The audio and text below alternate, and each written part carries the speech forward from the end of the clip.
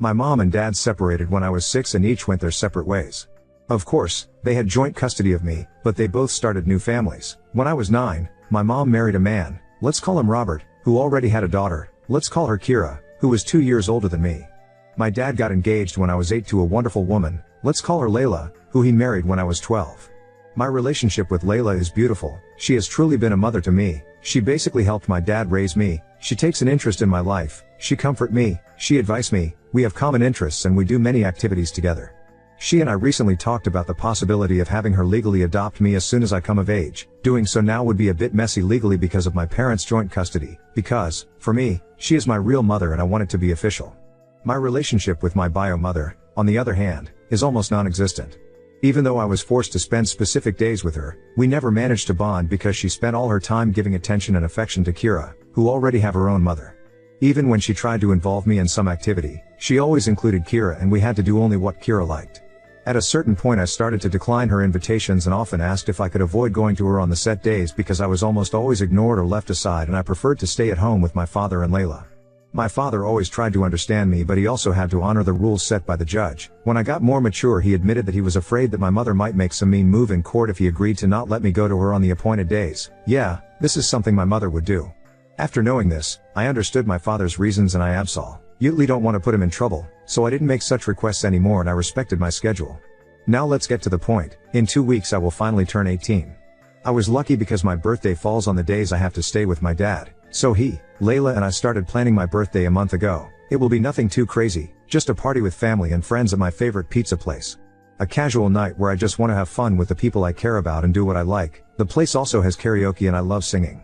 Of course, after booking and setting everything up we sent out the invitations and this extended to my mother as well.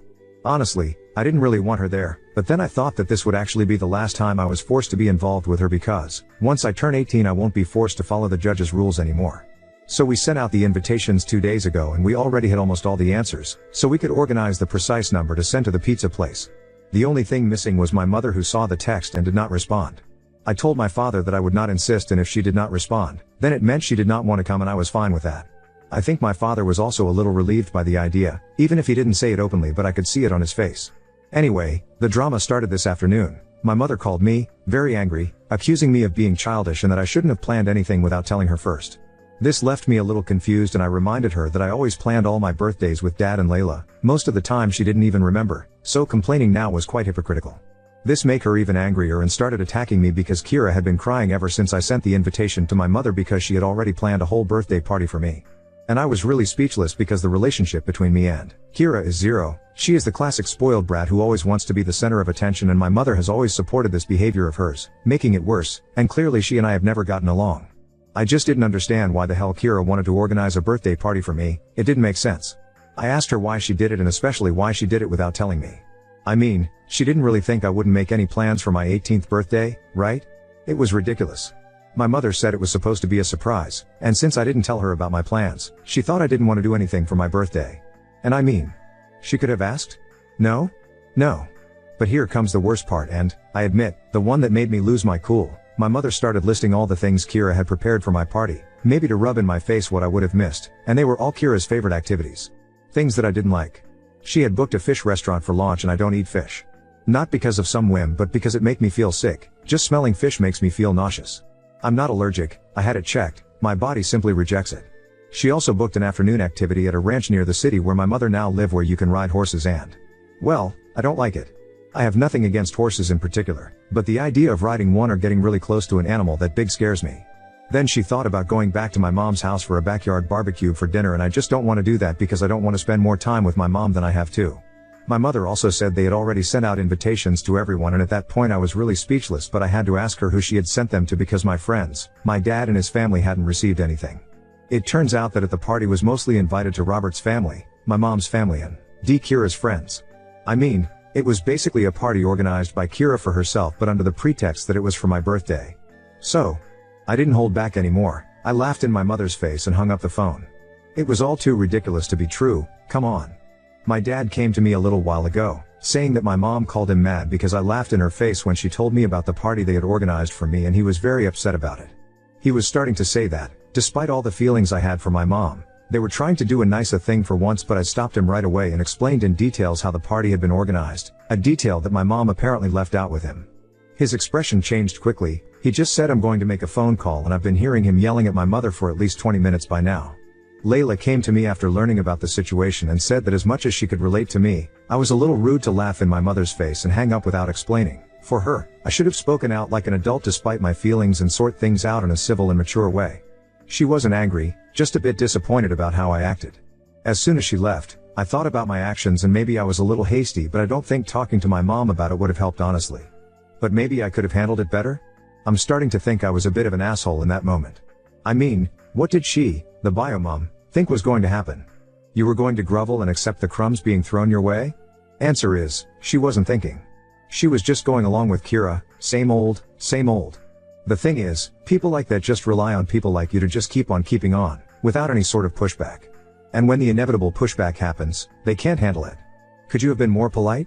Yeah, probs. Was it fully justified? Oh hell yeah. You are, not the Australian dollars hole. This internet stranger is proud of you. Proud of the way you sucked the situation up and just dealt with it when you had no choice. Proud of the way you have formed a close relationship with your father and stepmother. And proud as hell for you standing up for yourself. Best wishes for a wonderful birthday. XXX to add to this, mom should strap in because she's about to get a rude awakening if Op stops any and all contact after her B-day. So really, this is for the benefit of all involved. I understand where Layla might be coming from, but if your parent doesn't respect you at nearly 18, there's zero reason to hold back. Update 1. First of all, I talked to Layla about my reaction to my mother. Layla raised me on the importance of communication and always pushing me to talk about my problems so I could solve them. So I see where her comment about my behavior came from and I understand it. But I also gave her my point of view, telling her that the situation my mother was explaining was too absurd and laughing is the only natural instinct that came to me. While my mother was talking, at some point I thought, is it a joke? Or some sort of bad prank? Is she making this all up? Because her bullshits was absolutely ridiculous. Layla said she understood me, and as many of you have told me, she just wanted me to understand that there will be situations in my life where I can't just laugh and hang up the phone, and she was just worried about my reaction. Anyway, we managed to clear the matter between us and I'm happy. I also talked to my dad about the phone call he had with my mom. Apparently, my mom had an excuse for everything. She said that Kira just wanted to do a nice sisterly gesture on my big day, that she wanted to share her hobby, riding horses, with me, and that she never thought my fish problem was a real problem but just a whim, and the restaurant they had booked had made the best fish around. And that last one is a lie because, when I was little, I threw up a couple of times in front of my mom just because we went somewhere that smelled strongly of fish, so she know very well it's a real issue for me. My dad retorted that nothing they had prepared had been done for me, that Kira had clearly planned the party for herself, and what kind of party was it for me if none of my important people were there? My mother didn't respond to this, she just started ranting that I was ungrateful and spoiled, so my father told her to go to hell and hung up the phone. After hearing this, I decided to follow another piece of advice you gave me and wrote a message to my mother. This time I decided to be mature and wrote the message in the most polite way possible. I apologized for laughing, but what she was saying was too ridiculous, so it was the only possible reaction from my side. I reminded her that she never put any effort into building a relationship with me, that she doesn't know me at all and has never cared about getting to know me, and since the birthday party Kira organized only had things that Kira liked, they could enjoy it together with their family and friends. I also told her that her invitation to my pizza party was withdrawn and she shouldn't bother showing up since she had already made it clear with the last phone call what her priorities were, and now I was going to do it too, and she was absolutely not on my priority list. I already have Layla as a mother and I can't be more happy with her. I concluded by wishing her well with her new family and asked her not to contact me again. She read the message but didn't respond, and I'm fine with that. If she were to respond, I'm sure it would just be more complaints about me being ungrateful and spoiled. Because I know that talking to her is useless, she would not understand or pretend not to understand, but clarifying things once and for all has put an end to our situation. At least on my side I had a sort of closure, and I thank you all for that. I probably would have given up and ended contact with her after my 18th Witooth said anything, but your comments helped me understand that a firm end was necessary. For those who asked how my mom could throw me a surprise party when I wasn't with her, my dad asked her the same question, along with asking her how she could think he wouldn't throw me an 18th birthday party. My dad took it a bit personally, lol, and she said they had planned for Robert to come get me the morning of my birthday, explain the situation to Dad and Layla, and then take me to Mom's house under some pretense. Honestly, I don't know how it would have worked. I would have flat out refused to go to my mother's if it wasn't our set days, no matter what excuse they would have made up, and most of all I would never have left Layla and Dad to go to Mom's on my 18th birthday. It would have been one thing if my mother and I had a good relationship, but that was definitely not the case. In all of this, the only person I don't feel like blaming is Robert. We never had a close relationship, but he was always polite to me when we lived under the same roof. He even cleared out his study so I could have a permanent room in his house when I went to my mother's. We didn't develop any stepdaughter-stepfather bond, but he always tried to be kind to me, so I don't blame him for any of this.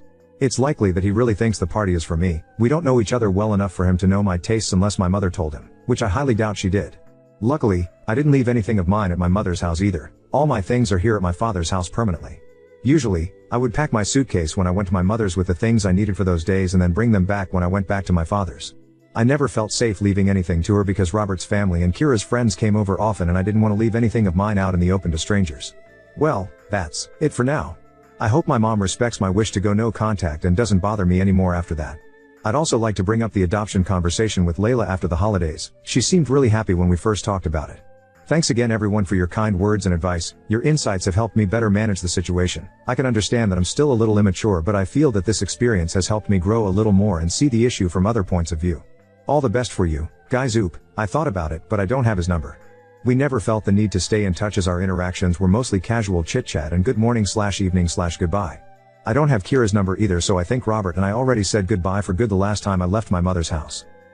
I don't really have much contact with my mother's family. They are just 3 people, my grandmother, my aunt, and my uncle. My uncle lives a few hours away from here with his family and I've seen him very few times during the holidays I spent with my mother, and our interactions were very brief and distant. With my aunt and my grandmother I only have a cordial relationship. We exchange holiday greetings by text. A few times they've sent me gifts for my birthday, always money loaded onto my father's card, but that's it. Even the few times I've met them we had casual conversations about how each other's lives were going, but nothing more. In fact, I haven't invited any of them to my 18th and they haven't texted me anything since the drama with my mother happened, so I think they just don't care that much. Now on to second story. Found out about our pregnancy through my wife's friend's Instagram story, sparking chaos and tears before anyone personally told me. I'm 29, and she is 27. We've been together for 4 years, married for 2, both from the same hometown but currently living in a different city. She's at our hometown for a family event, and I stayed back due to work. We've been trying to get pregnant for 3 months, and now it's happened. The problem is the way I found out about it. My friend congratulated me by posting a screenshot in our group chat, a screenshot of an Instagram story posted by one of my wife's friends. The post was my wife crying and hugging some of her friends, with the caption, "You are going to be the best mom." I called her right away, and she answered pretty quickly, saying, "I have news, babe." All I said was, "I know, you're pregnant." She replied, "Wow, babe, how did you know?" I just said, "Saw it on Insta." "Didn't think to call me first, huh?" She said, "What? I didn't post anything." I responded, "Yeah, but your friends did.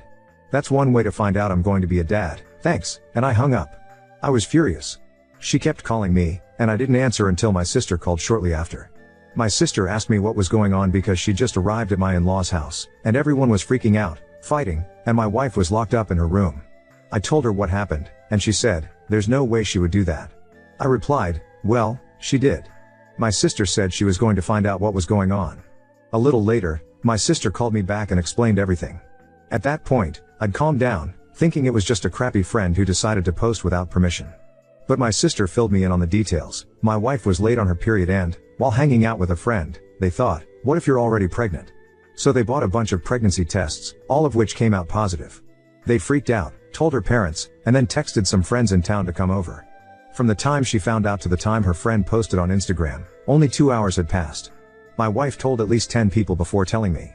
For the record, my sister told me that the argument going on when she arrived was because the other friends were upset with the one who posted on Instagram. Apparently, they all thought it was a shitty thing to do and were mad at her. But they also couldn't understand why my wife hadn't told me sooner. I finally called my wife, and she was crying.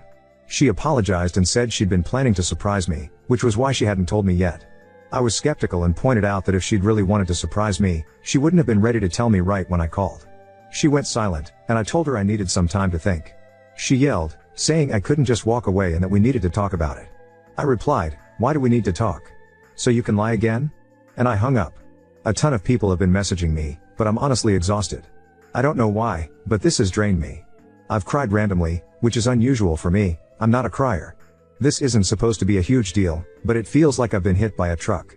My sister sent me a message that really stuck. "Hey, I know this sucks, and it was crappy of her, but don't let this ruin it for you. You're going to be a dad. You're going to be an amazing dad. This is great. The only thing keeping me going right now is knowing that I'm going to be a dad. I've dreamed of this, and all I hope is that this baby is healthy. I'll probably swallow my pride and pretend I'm fine just to avoid making my wife too emotional during the pregnancy. But I'll do that tomorrow. Tonight, I'll just sulk. Edit, I posted this into the Reddit void, thinking nothing of it and woke up to thousands of comments and dozens of DMs. Holy shit. Thank you so much for caring. Just to clarify a couple things, do I think the baby might not be mine? Classic Reddit lol. No chance she cheated. She works from home and we have home security cameras inside the house, so that's not happening in our house. She does not do girls' nights. Her best friend in the city we live in is a female coworker of mine and we hang out the three of us often. They text each other a lot but almost never hang out one-on-one. If they do, it's at our house with me in the next room. Also, my wife is the clingiest person alive. Like, when I'm at work, she texts me every 30 minutes, and when I'm at home, she is always at least in the same room and if she isn't cuddling up to me. When we are out, she is always holding my arm, my hand, literally does not leave my side. I honestly actually love it most of the time. I feel loved. But it is too much sometimes and we had a fight about it weeks ago. I even questioned if this fight was the reason she didn't tell me right away, but it's probably not it. On her friends, they are all very nice people. I've known them for a long time now. My sister is part of the friend group, and some of them have been friends since they were like 12. My wife is the only one that lives in a different city, so they always hang out a lot when she is in town. I cannot emphasize enough how out of character this whole situation is for her. She has many flaws, like every other person, but being inconsiderate is not one of them. That's why I woke up in the middle of the night with a feeling like I'm actually completely wrong on this because she would not do this on purpose. There is no way. So I sent her a text just saying that everything is fine and that I will drive the 4 hours down there to talk. She was actually awake and asked if she could call. She did and said she wanted to come home. I said that I was going over there to pick her up. She asked, "Are we okay?" I just said yes, and she started to cry. I told her that I'm very happy, and am dying to see her, but we will need to talk about it. She calmed down a bit after that. Update 1. Hello again, things have settled down now, and I feel like I have all the information, so I'm here to give y'all an update. When I got to my in-laws, my wife was sitting on the sidewalk waiting for me. She jumped on me and kept apologizing, just hugging me and saying how sorry she was. We went to her room, and I told her I was really tired and wanted a nap before our talk. We slept holding each other. When we woke up, our talk felt like an endless circle, me asking what happened and her saying that she was stupid and that it was her fault. She kept saying it didn't matter what happened because she screwed up a big moment in our lives. I kept asking, but she just repeated that she messed up and that nothing else mattered. Eventually, she said she didn't want to give me excuses and that the right thing for her to do was take responsibility and apologize. I eventually gave in, told her she was forgiven, and said everything was fine. Still, I went to talk to her friend, the one who was with her all day and bought the pregnancy test with her. Her story was that, right after my wife tested positive, they spent about an hour freaking out and talking about ways to tell me or surprise me. Eventually, my mother-in-law got home, and they told her. Together, they decided to invite their girlfriends over to discuss ways to tell me. The friend went over all their ideas, and I 100% believe her. She also said it was discussed with the group that I didn't know yet and that they should all keep quiet for now because we hadn't decided when to announce it. She says the one girl who posted it on Instagram absolutely did it on purpose. She had been told not to say anything to anyone, and, at that point, they were even discussing ways to tell me with her. The picture she posted was taken when another friend had just arrived and heard the news. For some reason, she decided to post about it right then and there.